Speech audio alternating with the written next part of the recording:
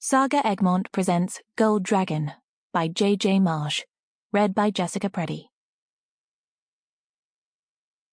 To Maria Fatima Lima, my dear Portuguese amiga. Chapter 1.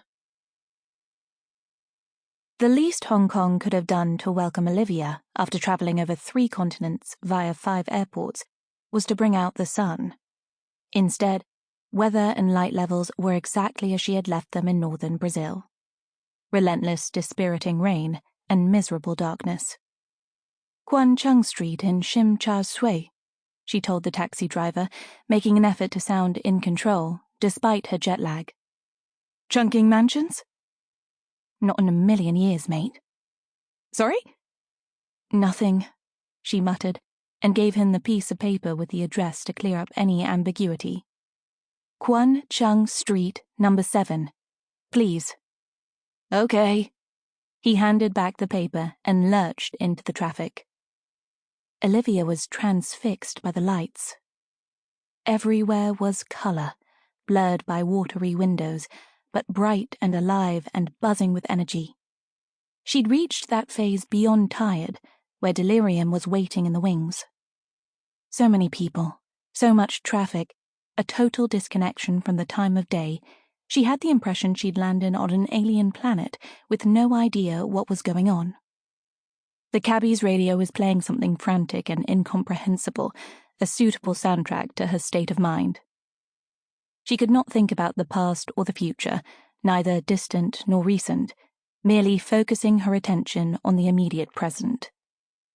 She needed a safe place to hide and sleep, or she would collapse from exhaustion.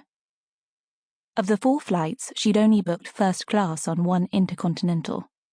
Brasilia to Addis Ababa was a 12-hour stretch, and her full-length seat was comfortable and quiet.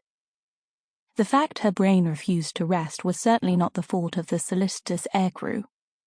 A 5-hour gritty-eyed layover in the Ethiopian capital persuaded her to splash out on an upgrade on the next leg. She would sleep until Bangkok, even if that meant consuming free champagne until she passed out. Now she was hungover, disoriented, and if she never saw another airport in her life, she could die happy. Endlessly changing electronic billboards assaulted her eyeballs, and the synthetic wafts from the scented palm tree over the driver's mirror gave her a headache. She was about to burst into tears when the constantly lane-changing, braking, and rapid accelerations came to a halt. Quan Chung, number 7. She paid him in US dollars with a tip and a silent prayer she would never suffer his driving again. Just in case, she waited till the cab had driven away before crossing the street to her actual destination, the Lucky Bee Residences. She lugged her backpack into the 3-star hotel, checked in on a fake passport, and paid for 3 nights in advance.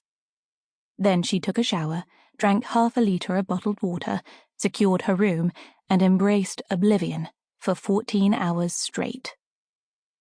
When she did regain consciousness, it seemed impossible anyone could sleep through such a racket.